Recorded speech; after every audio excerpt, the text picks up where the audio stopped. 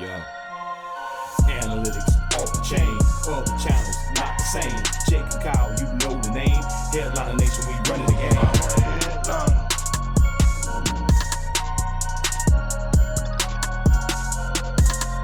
I'm a headliner.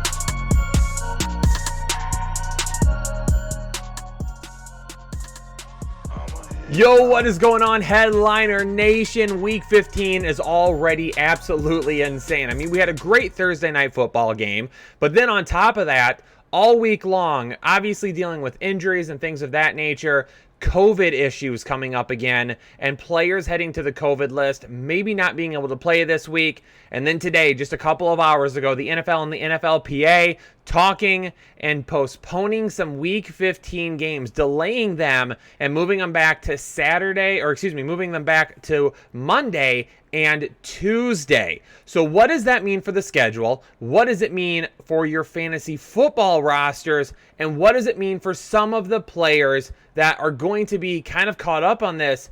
And will you end up getting some guys now?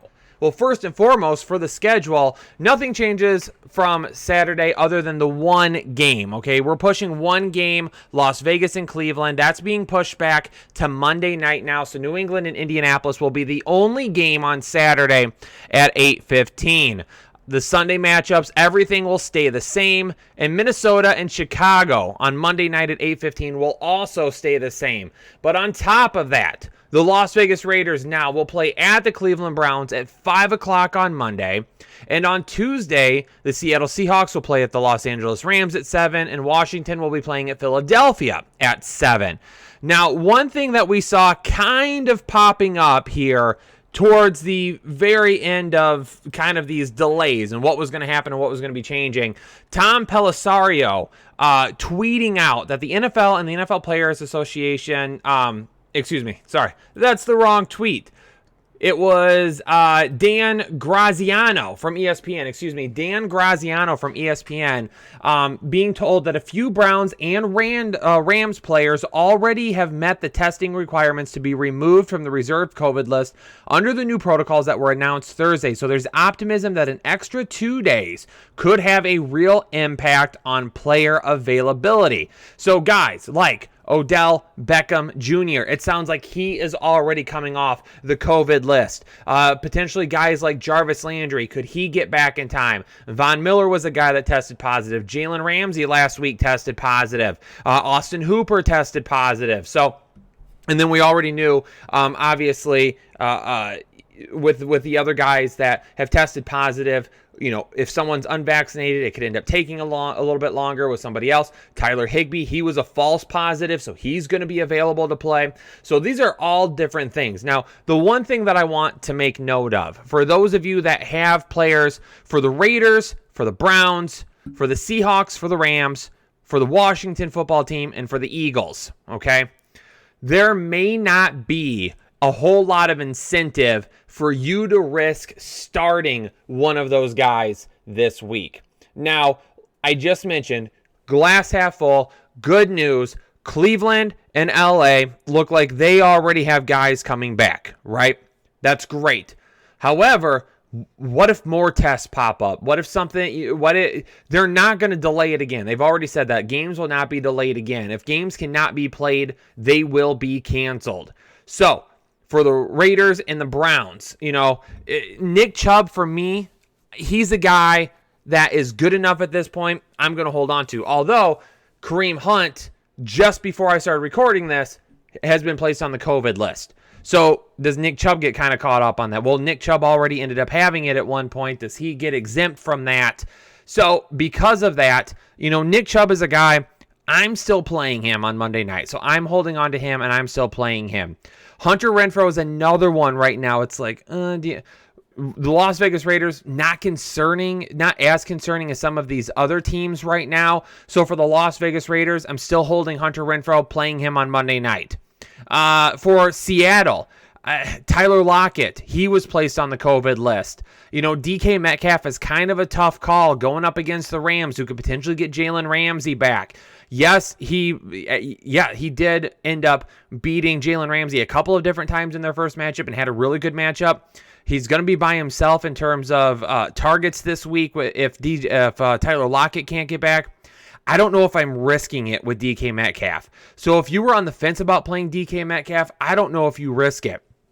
For the Los Angeles Rams, with Odell Beckham Jr., we know that he's already coming back. So if you want to hold Odell Beckham Jr. to play, you can do that because he's going to be back based on reports I've already seen. Van Jefferson, I'm probably not holding right now. I'm probably going to try to start someone else over him if possible.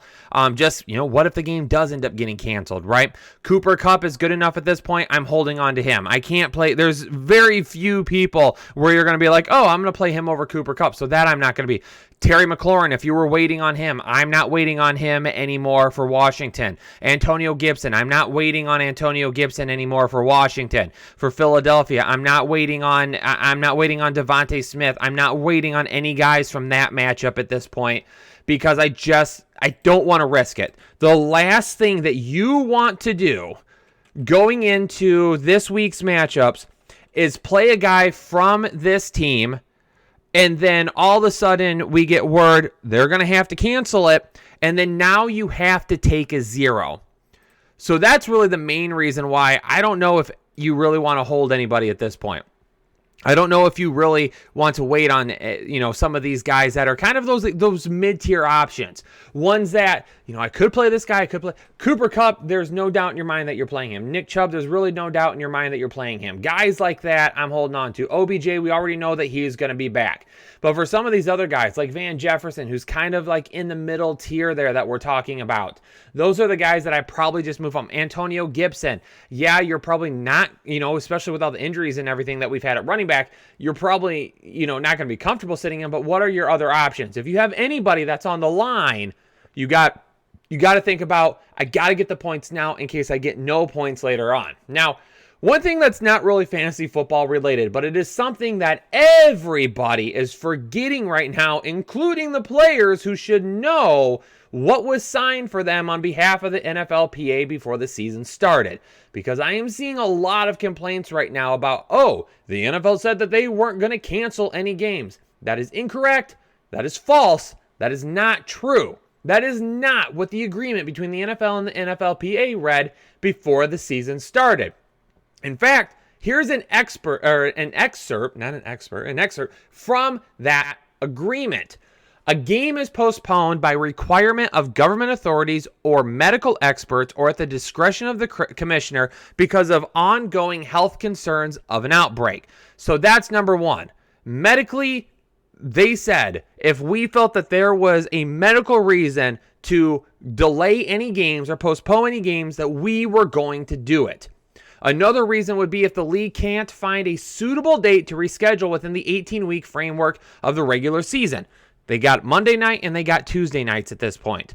Let's say if the Monday night game was close to being canceled, at that point, you probably have to play it because, maybe you could move it to Tuesday, but is Tuesday going to do that good of a job? And you really can't go Wednesday or even on Thursday. And then also, the original postponement was caused by an outbreak among unvaccinated players of one team.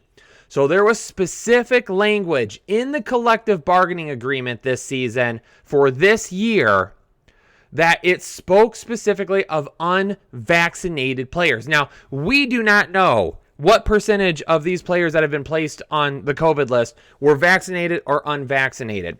But if these teams had a large majority of vaccinated players, the NFLPA and the NFL said that they would do everything that they could to lessen the blow economically and competitively of any type of a cancellation. So that is one thing I just want everyone to keep in mind. Before you start commenting on this video, complaining about how the game should have never been postponed because the NFL, they never said that. So if you're seeing these NFL players on Twitter say, they said that they would never delay, that is not true in any way, shape, or form.